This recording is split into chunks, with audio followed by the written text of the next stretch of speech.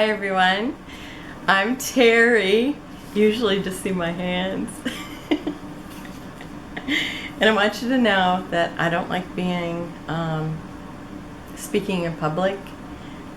Even with the hand thing, I had a really hard time with that, just speaking in front of the camera. So I want you to know, now that you're seeing me in person, that the camera adds 10 pounds in 10 years. Okay, some of us had said that we would do a kind of reverse interview, is what Cilla called it. And I am just gonna, she asked several questions on the Love RTS Facebook group, and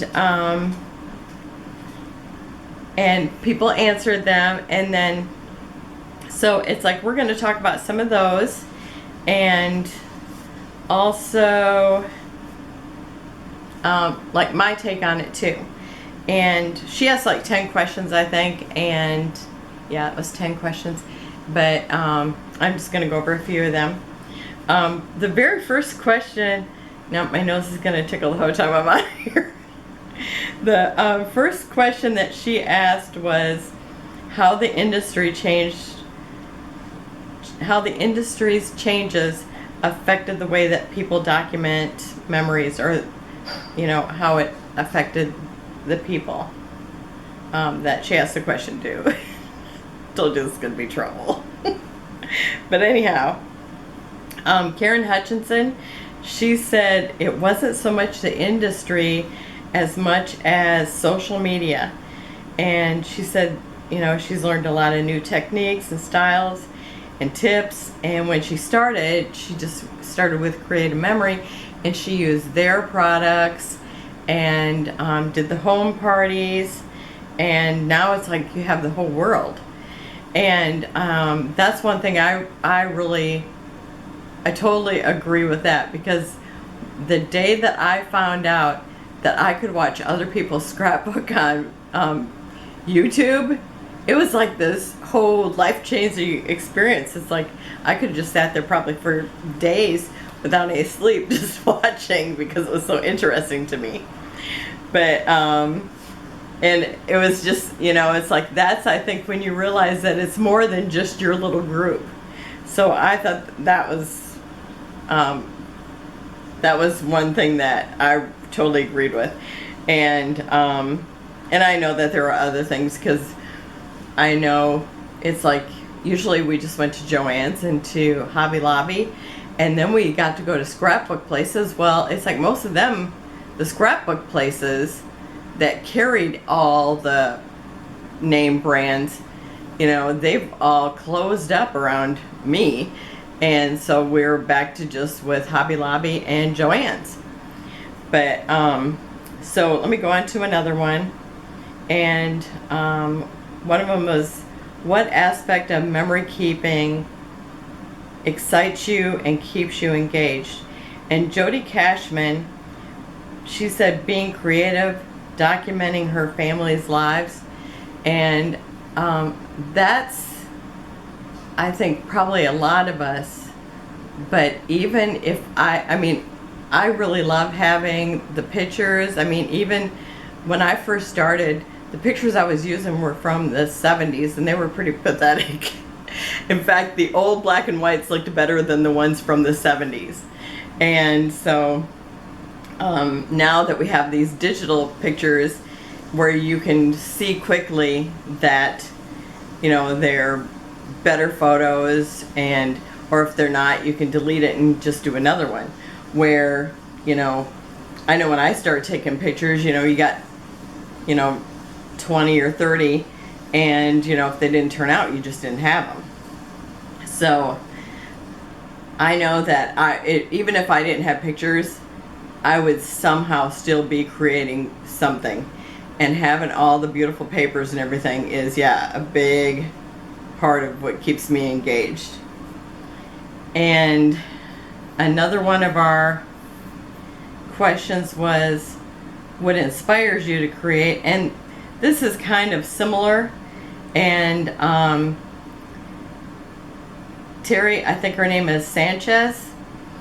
She said being creative and getting to play with the papers and the colors and all that makes her happy. And it's like, it does give you joy, I think, just to be creative. And I know it does for me. And I mean, I've always done something. In fact, I got a whole room to prove it. Ask my friends, ask my kids, ask my husband. Okay, and let's see. Oh, she also asked, what product do you hoard? And I hope I don't ruin this woman's last name. Her name is Julie Rasmussen. I think that's how you pronounce it. She said most things. And she said that she says she has a problem with thinking that if she uses it, she won't have it anymore. And she says even though she realizes that yes, she would in her beautiful scrapbooks. And then she says, but even though she knows in her brain, her heart doesn't always accept that. And what else now? She said, especially my most cherished items. She says it's the sickness, it really is. And I have to say that when I first started scrapbooking, it's like there was some things that I loved so much, it was like it was hard to put them onto paper. But now it's like when I look back at those things, it's like they're not as nice as the things that are out there now. So this message is for you, Julie. Use them up because better ones are coming. Because every time it's like, I wish I could have every paper and use it up fast enough because I know the new one's coming out. It's going to be just as beautiful. So you just got to realize that, because it really doesn't matter. It's like, yeah, I mean, to me, it's like, it doesn't even matter that it's in the scrapbook. You know, I realize it's in there, and mine are eventually going to go to the kids and grandkids, and so I won't have many more, but it doesn't matter. There's going to be other new ones that I'm going to love just as much, maybe more. I mean, every day they come out with more beautiful things. And, you know, it's like when I first started scrapbooking, a lot of the papers were super thin. When we first started scrapbooking, we only had like plain paper that was like, you know, just construction paper. I mean, so much of it looked like construction paper. Now we have all these beautiful patterns. It's just fabulous. Okay, and let's see, another one. What product do you wish you had more of, or color you wish you had more of? And lots of people said boys, teenage boys, family just hanging out together, navies, reds that weren't Christmas, and Valentine's Day. And I know this year I really noticed when I was trying to do a carnival scene, and well, it was a festival scene, but I really wanted the primary colors that were in the actual rides that the kids were on and everything. And it's like, it was so hard to find reds and, excuse me, sometimes the blues. And I got dry throat, sorry. Howard, can you get me a drink, please? I didn't want to do this when he was here, but I guess this may be helpful. Anyhow, yeah, it's like there's certain colors that's really hard to find unless you have a school paper or a summer paper. And even my school papers, I was looking in summer papers. Thank you. You drink, mistress. I'm gonna start calling you Igor. So, I told him, I said, just I gotta pee 3 more times before I go on. Cause I get so nervous, like all of a sudden I think, I need to drink water, I have to pee, I gotta do something else. So let me see, let me go on to another one. But I totally agree with the boy things too, because it's like, you know, when you see a boy thing, you better snatch it up, because if you like it, because they're gone so fast. I only have one grandson and a foster grandson, so it's like, and then the rest are all girls, and so there's 5 of those, and so it's like I haven't had to really worry about it, because, you know, it's like I didn't have boys. I have one son, but it's like, you know, I haven't been working on his for quite a while. But and that was during the time when, you know, you had the construction paper, so it's like, you know, you have a blue, you have a green, you're good. Okay, let me go on to another one. Excuse me. Oh, this one, Cilla had asked 3 questions right in a row, and it says favorite topic, event that you like to scrapbook about.